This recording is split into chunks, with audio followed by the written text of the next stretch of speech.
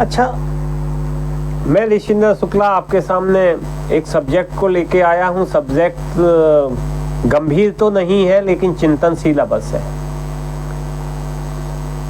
जो आज की दुहाई देते हैं और आज की डेट में कहते हैं कि भाई राक्षस राज आ गया है और इससे निपटना होगा और ये करना होगा, वो करना होगा, वो करना होगा।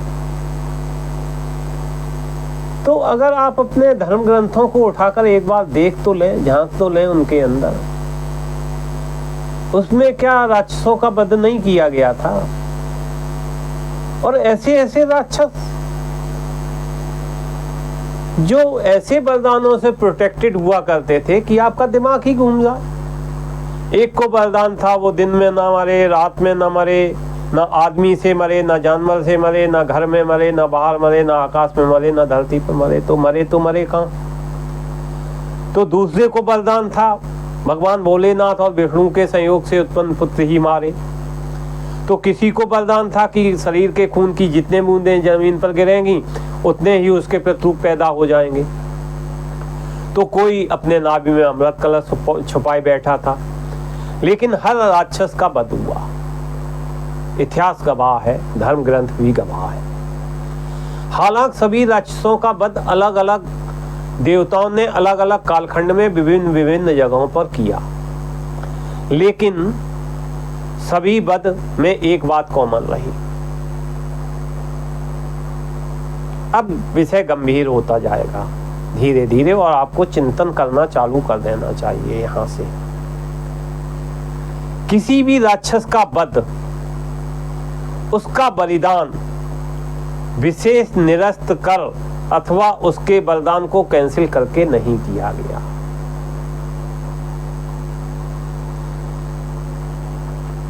ये नहीं किया गया कि तुम इतना उत्पाद मचा रहे हो इसलिए तुम्हारा बलिदान कैंसिल किया जाता है और फिर उसका वध कर दिया गया। बल्कि हुआ ये कि देवताओं ने उन राक्षसों को निपटाने के लिए उसी वरदान में से रास्ता निकाला। एक ने भाई वरदान लिया था कि भोले शंकर जिस पे हाथ रख देगा वही भस्म हो जाएगा। उसका शंकर पे मन आ गया, पार्वती पे मन आ गया, मालूम नहीं किस पे मन आ गया उस पे। फिर वो सर पे हाथ रखा, शंकर जी ने डांस, विष्णु भगवान ने डांस किया नारी रूप रख के, और उसने भी अपने सर पे सहायता होके रख लिया सर पे हाथ, वो स्वयं ही भस्म हो गया। ये भी कहानी है। तो मतलब कहने का ये है कि आपने अगर किन्हीं चीज को, किसी व्यक्ति को कोई अधिकार दे दिया तो उनके अधिकारों का हनन मत करिए, उनके अधिकारों का ही काट निकालिए। वो कहां से काट निकाल रहे हैं? आज क्या है, पहले बलिदान हुआ करते थे, आज संविधान हो गया। बात तो एक ही है, लेकिन सभी देवताओं ने रास्ते निकाले। बलिदान मौजूद रहते हुए हम इनको कैसे निपटा सकते हैं? और अंततः कोशिश करने पर वो रास्ता निकला भी और राक्षस निपटाए गए। तो कहने का मतलब ये है, कभी भी परिस्थिति अनुकूल होती नहीं है, अनुकूल बनाई जाती है। जो बात करते थे कि 370 धारा हट नहीं सकती, हट गई। और भी बहुत सी चीजें होनी बाकी है जो हो जाएंगी। जो सरकार, जो गवर्नमेंट संविधान के रास्ते पर चलते हुए उसका काट निकालने लगी, वो चीजें सफल होती जाएंगी। उसमें इच्छा शक्ति होनी चाहिए और सामर्थ्य होना चाहिए और देश के प्रति समर्पण होना चाहिए। आप किसी भी राक्षस के बारे में कल्पना करके देखें। मैं पुराने राक्षसों के बारे में बात कर रहा हूँ, नए राक्षसों के बारे में नहीं। अभी मैं आऊंगा नए राक्षसों के बारे में। उनके संदर्भ में अनुकूल परिस्थिति का इंतजार किया जाता, तो क्या वे अनुकूल परिस्थिति कभी आती? नहीं आती। उदाहरण के लिए चर्चित रावण राक्षस को ही ले लेते। रावण के बारे में व्यवस्था कही जा सकती थी कि रावण वाला कैसे मार पाएंगे। 50 तीर मारे गए, 20 भुजाओं और 10 सिरों को काट दिया गया। लेकिन फिर उसकी भुजाएं और सिर फिर से जुड़ गए। तो अब प्रश्न ये उठता है, हम इसमें हम क्या करें? इसके बाद अपनी असफलता का ठीकरा ऐसा वरदान देने वाले ब्रह्मा पर फोड़ दिया जाता है कि उन्होंने ही रावण को ऐसा वरदान दे रखा है कि अब उसे मारना असंभव हो चुका। और फिर ब्रह्मा पर यह आरोप डाल दिया जाता है कि स्वयं ब्रह्मा रावण को ऐसा अमृत का वरदान देकर धरती पर राक्षस राज लाने में लगे हैं, तो भला हम कर ही क्या सकते हैं। लेकिन ऐसा हुआ नहीं, बल्कि भगवान राम ने उन वरदानों को मौजूद रहते हुए ही रावण का वध किया, क्योंकि यही सिस्टम है। तो जो ये कहते हैं कि भाई फलाने फला दे दिया, फलाने फला दे दिया, देश में ये कर दिया, एक ने वक्फ बोर्ड दे दिया, एक ने जो है ये अधिकार दे दिया कि अगर वो समुदाय वक्त किसी संपत्ति को अपनी संपत्ति कह देता है तो उसका कोर्ट में जो है नहीं ले जाया जा सकता, कोर्ट उसको सुनाई नहीं कर सकती। बहुत सी चीज़ें हैं। बहुत कहते हैं मंदिरों के लिए ये कर दिया गया, मस्जिदों के लिए ये कर दिया गया। विभिन्न तरह के लोग हैं, विभिन्न तरह की बातें करते हैं। तो ये दोष किसी के ऊपर देना ठीक नहीं है। उस समय की परिस्थितियां जो भी रही होंगी, क्योंकि देखिए आज़ादी जब मिली थी तो हमारे अंदर क्या था, ये आज की कल्पना से आप नहीं जान सकते तब तक जब तक उसके इतिहास को पढ़े नहीं। और आज की पीढ़ी इतिहास को पढ़ना नहीं चाहती, इसलिए वो अनर्गल कुछ भी व्हाट्सएप यूनिवर्सिटी पे कुछ भी फेक चीज़ें फेंकती रहती है। मैं इसके सख्त विरोध करता हूँ। उस समय मजबूरियाँ यही रही होंगी। देखिए हमारे अंदर क्या था, हमारा देश जब स्वतंत्र हुआ था तो हम में एकजुटता बहुत ज़रूरी थी। और एकजुटता होने के लिए कोई बच्चा है और कोई वयस्क है अगर खड़ा हुआ है तो वयस्क को थोड़ा आगे खड़ा करके रेस लगाने की प्रक्रिया हमारा समाज रखता था, इसलिए आरक्षण वगैरह दिए गए। तो उसमें जड़ने की हमारा एक समुदाय जो है अपने को ये समझता था मैं अलग थलग पड़ गया, तो उसको कुछ भी विशेष सुविधाएं दे दी गई। फर्क क्या पड़ा उसमें? संविधान बनाया गया, यही सिस्टम है। अब इस सिस्टम में ही आपको एक सिस्टम निकालना पड़ेगा कि उन चीज़ों को धीरे धीरे एलिमिनेट कैसे किया जाए। देखिए पूर्णता रूप से तो एलिमिनेट कभी भी कुछ भी चीज़ को कर नहीं सकते। हाँ, एक राय बना के, एक मशवरा बना के, एक चिंतन प्रक्रिया करके, एक चिंतन अभियान चालू करके उन चीज़ों को जो है उनका सोल्यूशन जरूर निकाला जा सकता है। और मैं इस पक्ष में हमेशा रहा हूँ कि जिसको जो भी अधिकार दिए हैं उनसे एकदम लेने की ज़रूरत नहीं है, क्योंकि ऐसे में आदमी फ्रस्ट्रेटेड हो जाएगा। धीरे धीरे उनको समझाइए और धीरे धीरे उनके एक अधिकार को एक उचित रास्ता देते हुए, उसका सॉल्यूशन निकालते हुए, उसको उस जगह पे पहुंचाते हुए और वो चीज़ का अधिकार हटा लेना चाहिए। मेरा अपना मतलब ये वो है, मत है। तो पुरातन काल में जिसे हम संविधान कहते थे, जिसे हम वरदान कहते थे, आज की डेट में संविधान है। संविधान भी तो स्पेशल स्टेटस देता है, अल्पसंख्यक स्टेटस देता है, पर्सनल बोर्ड स्टेटस देता है, आदि आदि बहुत से हैं। इसलिए अगर उस सिस्टम में राक्षस पैदा हो रहे हैं, सभी राक्षस नहीं है, ये बात मैं बार बार यही कहूँगा। कुछ एक है, वो इधर भी है और उधर भी है।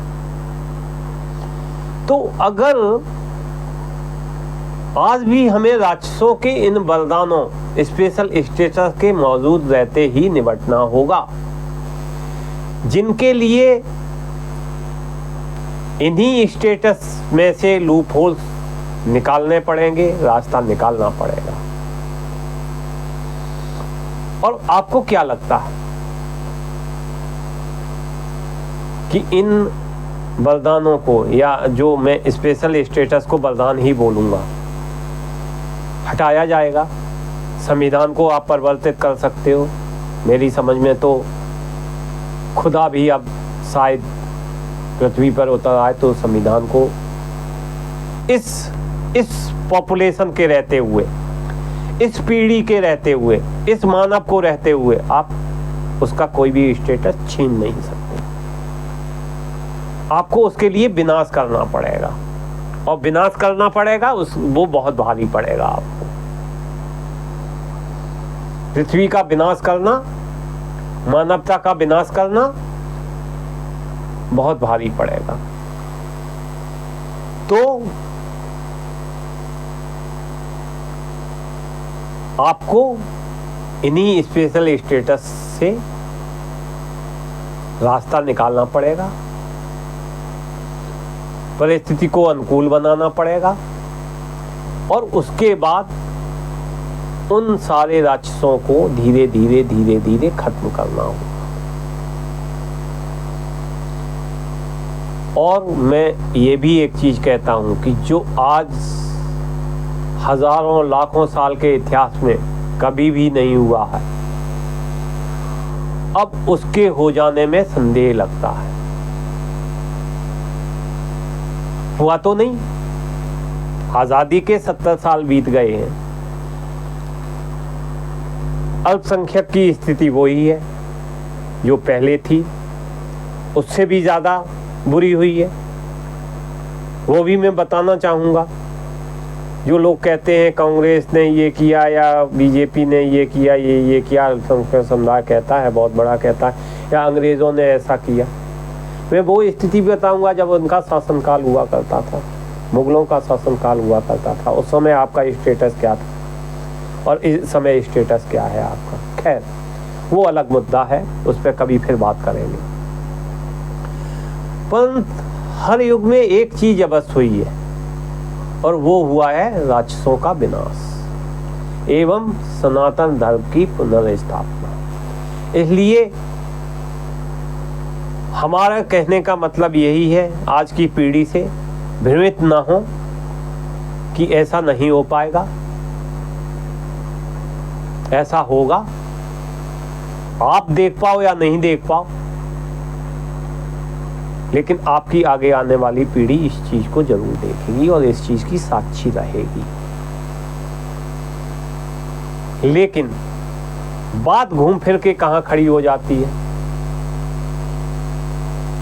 बात घूम फिर के खड़ी यही हो जाती है कि भले ही त्रेता युग के भगवान राम हो या द्वापर में भगवान कृष्ण, राक्षसों के विनाश के लिए हर किसी को जन सहयोग की आवश्यकता पड़ी, तो जनता को सहयोग करना पड़ेगा।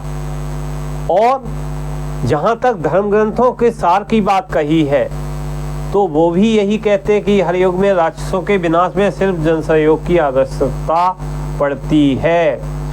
और ये इसलिए भी पड़ती है कि ताक राक्षसों के विनाश के बाद जो नई दुनिया बनती है, भाई मोहम्मद साहब जिस समय धर्म की स्थापना करी थी, मोहम्मद साहब ने, उस समय उस समुदाय के अंदर, ईसाईयत के अंदर क्या चल रहा था? अंधकार ही अंधकार था। तो उन्होंने एक नए धर्म की रचना करी। क्या है, नया धर्म जब भी नई कोई चीज आती है तो आदमी उसको जो है उसकी तरफ आकर्षित होता है, तो ये आकर्षण का जरिया बना। धीरे धीरे वो संप्रदाय भी जो है धीरे धीरे धीरे धीरे धीरे धीरे वो उसमें भी क्रूरता आती चली गई, और एक बहम, एक अहम ये पाल रखा है, एक दिन दुनिया में उन्हीं का डंका बजेगा। हाँ ठीक है भाई, बजने दीजिए, कोई फर्क नहीं पड़ता। लेकिन जिस चीज की शुरुआत हुई है उसका अंत भी होता है। अब अंत कहाँ होगा, कैसे होगा, ये तो सब निहित है, बना रखा है। भगवान कहिए, अल्लाह कहिए, गॉड कहिए, जीसस कहिए, वाह गुरु कहिए, कुछ भी कहिए, उनका सब सिस्टम है, अपना सिस्टम चलता रहेगा, सिस्टम काम करता रहेगा। लेकिन अंत होना है, राक्षसों का अंत होना है, मानवता का नहीं, राक्षसों का अंत होना है। तो नई दुनिया में सहयोग लेना पड़ेगा, जन सहयोग लेना पड़ेगा। और ये इसलिए लेना पड़ेगा कि राष्ट्रों के बाद विनाश की जो नई दुनिया बनेगी, उस नई दुनिया में उनके बाद के लोग संभाल सकें, संचालित कर सकें। नहीं तो इतिहास गवाह है, ये भी गवाही है, बनाने वालों ने ही भारत में आकाश छूती इमारतें और स्वर्ग को भी मात देते हुए मंदिर बनवाए थे, लेकिन उनका हश्र क्या हुआ हम सभी जानते हैं।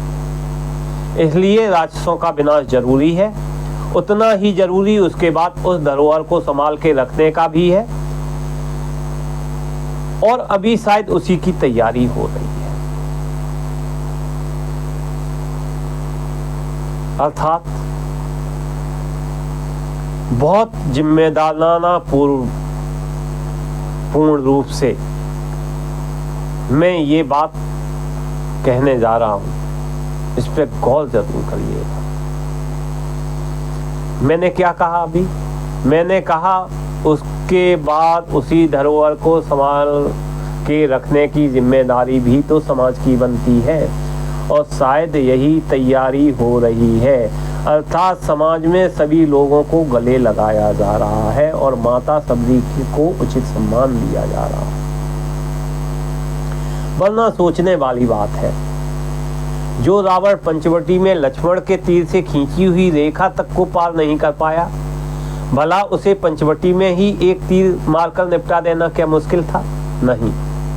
अथवा जिस महाभारत को कृष्ण सुदर्शन चक्र के प्रयोग से महज 5 मिनट में निपटा सकते थे, भला उसके लिए 18 दिन का युद्ध लड़ने की जरूरत क्या थी? लेकिन रणनीति में हर चीज का एक महत्व होता है जिसके काफी दूरगामी परिणाम होते हैं। वो होती है टाइमिंग, वो होता है आपका धैर्य, उतावलापन नहीं होता उसमें। और कहा भी जाता है कि जल्दी का काम शैतान का काम होता है।